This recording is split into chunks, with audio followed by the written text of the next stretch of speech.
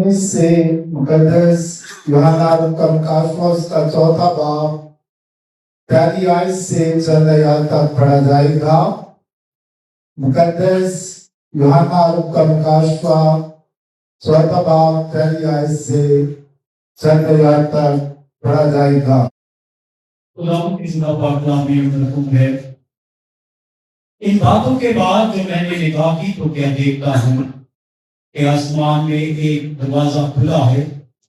اور جس کو میں نے پیشتر نرسنگے کی آواز سے اپنے ساتھ باتیں کرتے سنا تھا،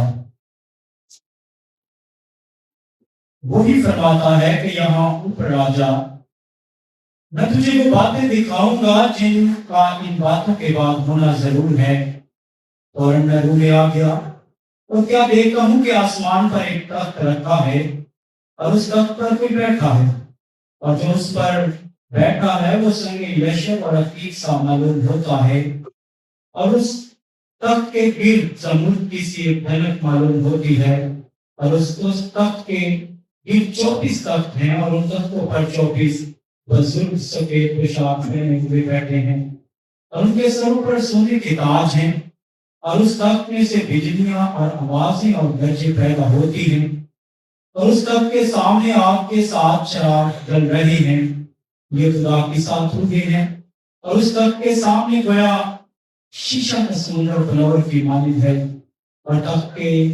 بیچ ایک اور تخت کے گرد گرد 4 جاندار ہیں، جن کے آگے پیچھے آنکھیں ہی آنکھیں ہیں۔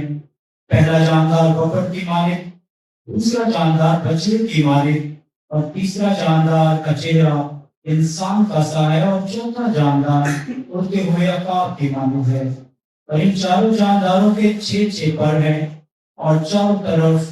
اندر آنکھیں ہی آنکھیں ہیں، اور دن رات بغیر آرام کیے ہوئے یہ کہتے رہتے ہیں، قدوس قدوس قدوس خداوند خدا قادر مطلق، جو تھا اور جو ہے اور جو آنے والا ہے۔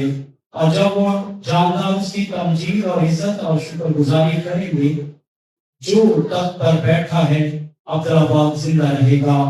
تو وہ 24 بزرگ اس کے سامنے جو تخت پر بیٹھا ہے گر پڑیں گے، اور اس کو سجدہ کریں گے جو ابدالآباد زندہ رہے گا، اور اپنے تاج یہ کہتے ہوئے اس کے تخت کے سامنے ڈال دیں گے کہ آئے ہمارے خداوند اور خدا، تو ہی تمجید اور عزت اور قدرت کے لائق ہے،